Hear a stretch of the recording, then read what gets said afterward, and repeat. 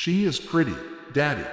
The obese bride was laughed off, until the cowboy's daughter called her beautiful.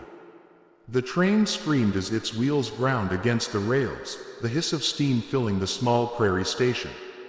Eleanor Hayes pressed her hands against the folds of her borrowed dress, trying to smooth the wrinkles that refused to settle. She could feel the stares before she even stepped down. They were sharp and unkind, the kind of stares that weigh heavier than words. The townsfolk had gathered not just out of courtesy but out of curiosity. Mail-order brides were not unusual in these parts, but her size, her shape, her face swollen from nights of restless sleep, she was not what they expected. She could hear the muffled chuckles, the whispers spilling like poison. "There she is. Lord help him. Big enough to break a horse, ain't she? Poor Whitlock, he didn't bargain for that." Each word pierced her, though she kept her eyes forward, forcing herself not to stumble as she descended from the carriage. The prairie stretched endlessly beyond the station, an ocean of grass and wind that made her feel even smaller, even more exposed, despite the body they mocked as too large. She clutched her carpetbag tighter, her knuckles pale against its worn leather handle. Caleb Whitlock stood at the edge of the crowd. He was taller than she had imagined from the letters, his frame broad, his stance firm, his hat shading a weathered face. He had seen more sunrises than most men could bear, his eyes carrying storms behind their quiet. He did not flinch when he saw her.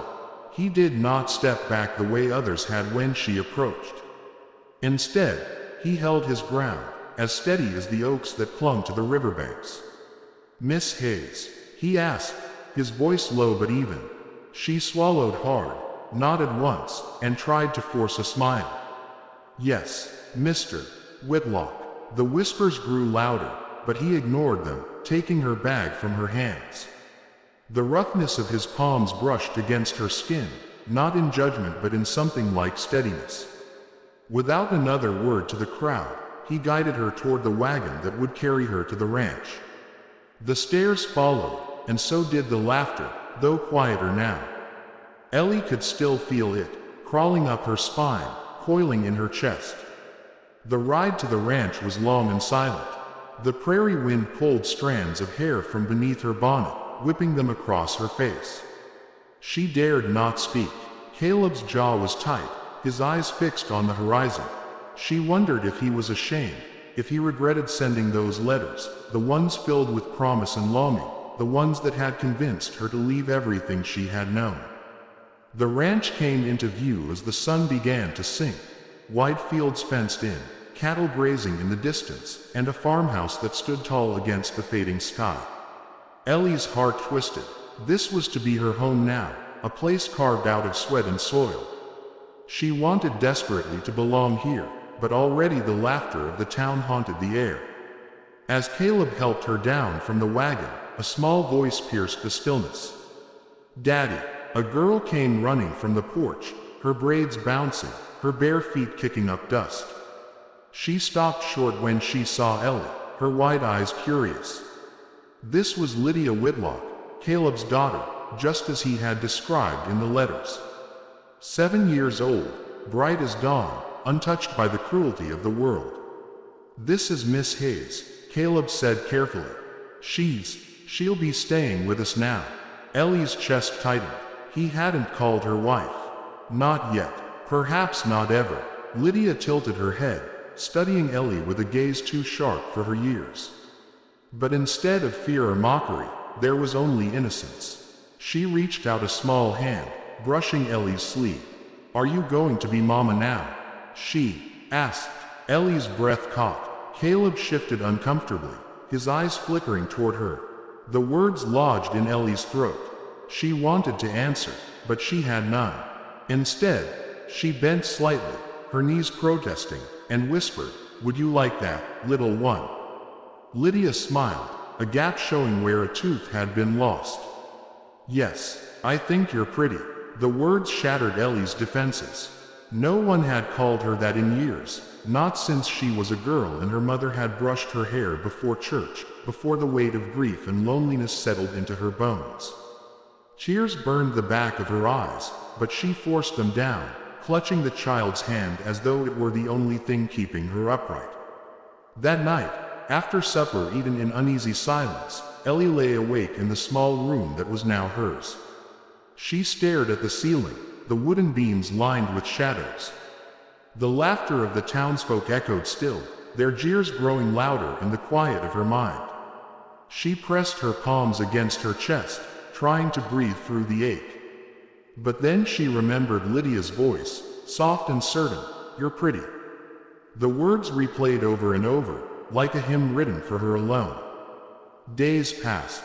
Ellie tried to find her place within the ranch.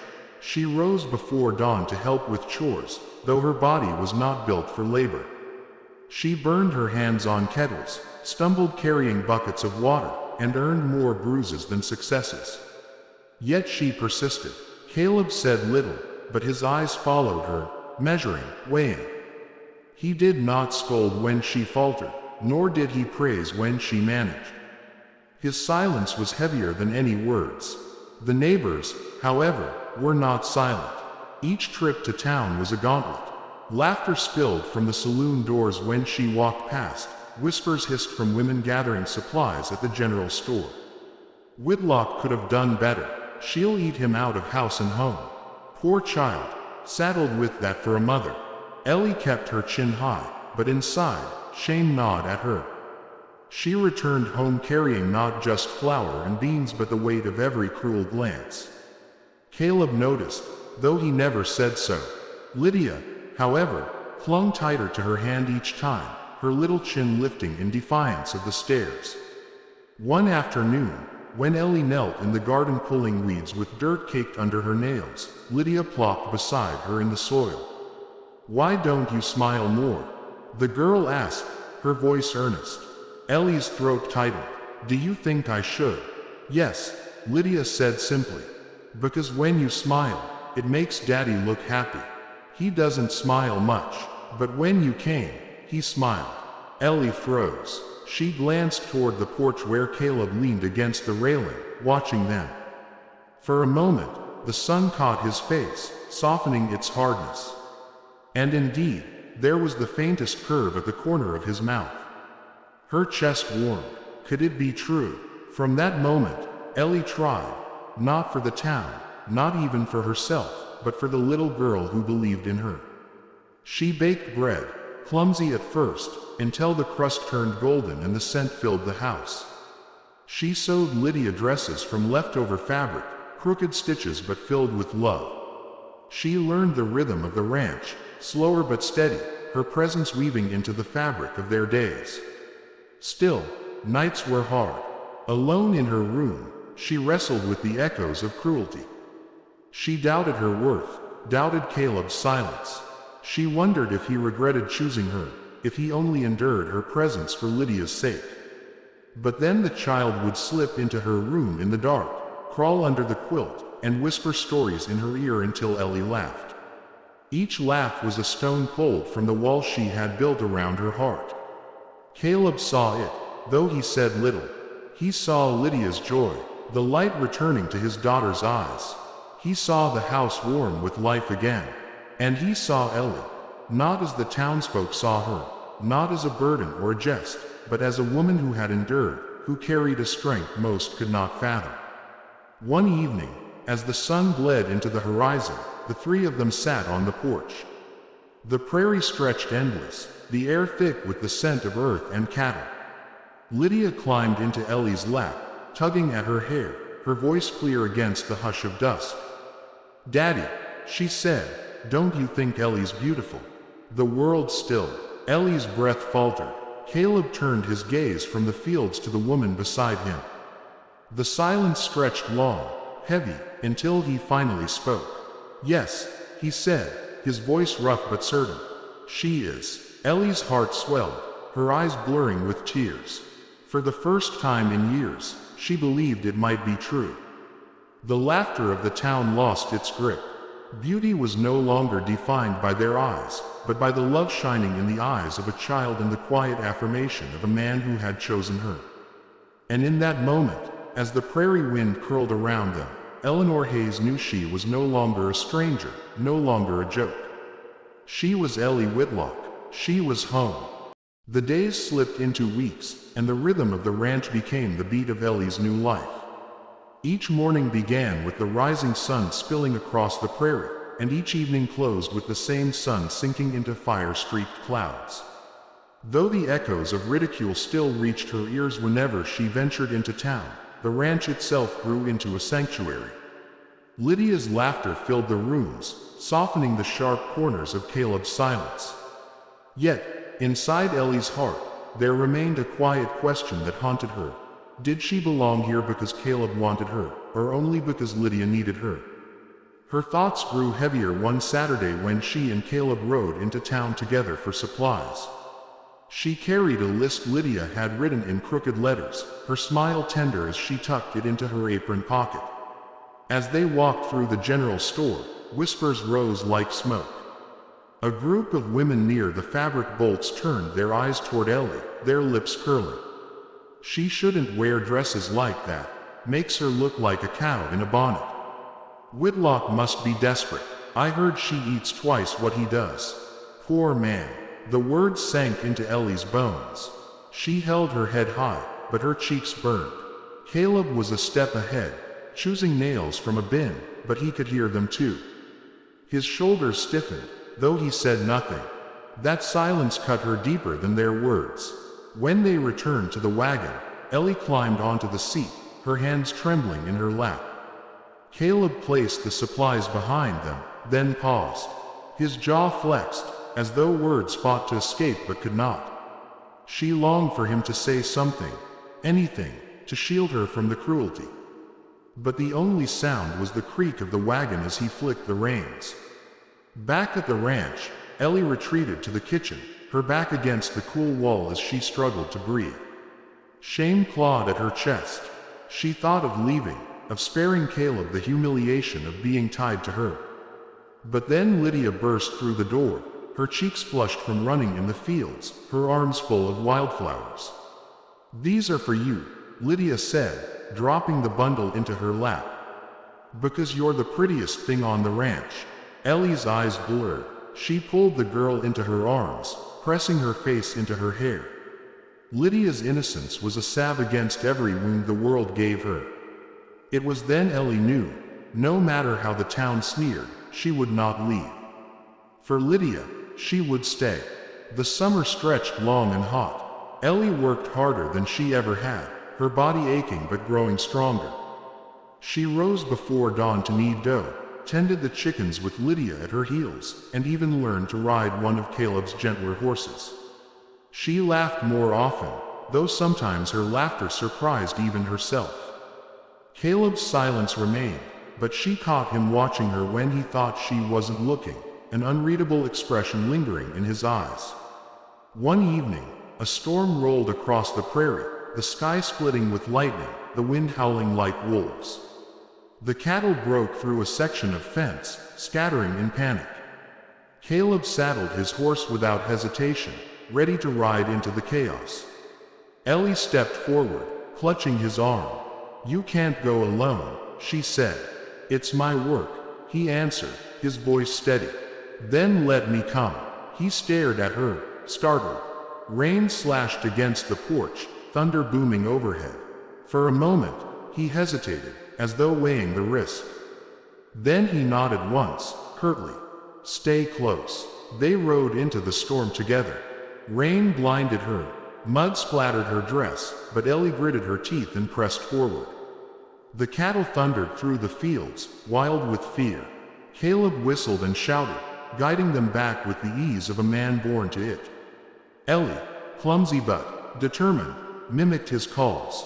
The horse beneath her bucked against the storm, but she clung to the reins with stubborn strength. Slowly, together, they drove the herd back toward safety. By the time the fence was mended, their clothes clung to their skin, their bodies shivering. Back inside the house, Lydia fussed over them with blankets and warm mugs of milk. Ellie sank into a chair, exhaustion pulling at her limbs. Caleb sat across from her, his eyes fixed on her face. For the first time, he spoke more than a few words.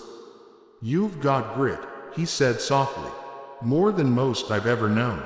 Ellie met his gaze, breath-catching. The words were simple, but they carried the weight of respect. For her, that respect was more precious than praise.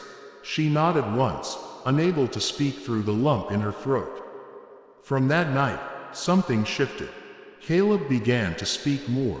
Small things at first, comments about the weather, the cattle, the land. But sometimes, when the lamp burned low, his words reached deeper. He asked about her life before the ranch, about the years she had spent alone, about the family she had lost. She answered cautiously, but with each confession, she felt the wall between them thinning. Autumn came, painting the fields in shades of gold and rust. The town held a harvest festival, and Caleb suggested they all attend. Ellie's stomach twisted with dread, but Lydia's excitement was infectious. She let the girl tug her along, dressed in the best gown she had managed to sew. At the festival, the stares returned. Some laughed behind their hands, others simply turned away. Ellie's heart pounded, but Lydia clung to her arm, proud and unashamed. When the music began, couples twirled in the dust, skirts flying, boots stamping. Caleb stood beside her, silent as always. She expected him to remain that way, but then he extended a calloused hand. "Dance with me," he said. Her breath faltered. "Here, in front of them, in front of anyone," he replied. Her heart soared and broke all at once. With trembling fingers, she placed her hand in his. He led her into the circle, guiding her gently through the steps. She stumbled, laughing nervously, but he steadied her. Around them, whispers rose, but Caleb ignored them. His eyes never left hers. When the song ended, he did not let go immediately. Instead, he leaned close, his voice low enough for only her to hear. "You're the only woman I'd want at my side." The words ignited something in her chest that no cruelty could extinguish. Winter followed, harsh and unforgiving. Snow buried the fields, the wind slicing like knives. The family huddled close in the warmth of the hearth. Ellie's body strained under the work of keeping the home steady through the season, but Caleb was always there now, his presence less distant. Sometimes she would wake in the night to find him sitting by the fire, watching her with a softness that no one else ever saw. One night, Lydia stirred in her sleep, whimpering from a nightmare. Ellie rushed to her side, gathering the girl into her arms. Caleb appeared in the doorway, his expression shadowed with worry. He watched as Ellie soothed Lydia, rocking her gently until the child settled. When Ellie looked up, she found Caleb's eyes glistening in the firelight. "You've given her back her laughter," he said quietly. "And you've given me back my home." Ellie's throat tightened. She wanted to answer, but words failed her. Instead, she reached out a hand. He took it, rough fingers closing over hers, a promise unspoken but felt. By spring, the town's whispers had not vanished, but they no longer pierced her. For Ellie had found something stronger than their cruelty. She had found love in a child's pure eyes and respect in a man's steady heart. She no longer walked with her chin lowered. She walked with purpose, her steps guided by belonging. One evening, as the sun dipped low, Lydia climbed into her lap on the porch, resting her head against her chest. Caleb sat beside them, his arm brushing hers. The prairie stretched before them, endless and alive. Lydia's voice broke the silence, clear and certain. "Daddy, isn't she beautiful?" Ellie's heart stilled. Caleb turned, his gaze steady, and for once he did not hesitate. "Yes," he said, "she's the most beautiful woman I've ever known." Tears blurred Ellie's eyes, but she did not hide them. For the first time in her life, she believed it, not because of the words of strangers, not because of the absence of laughter, but because love had revealed the truth. The prairie wind whispered through the grass, carrying the laughter of a child, the steady strength of a man, and the unbroken spirit of a woman who had once been mocked but had now become the heart of a home. And in that sacred space of belonging, Ellie finally understood. beauty was not in what the world saw, but in the love she had given and received. If you enjoyed this story, click the video on your screen now. Watch another unforgettable tale where destiny and courage collide in the way you never expected. Don't forget to subscribe and consider a super chat to help us keep bringing you more stories like these. Your support means everything to us.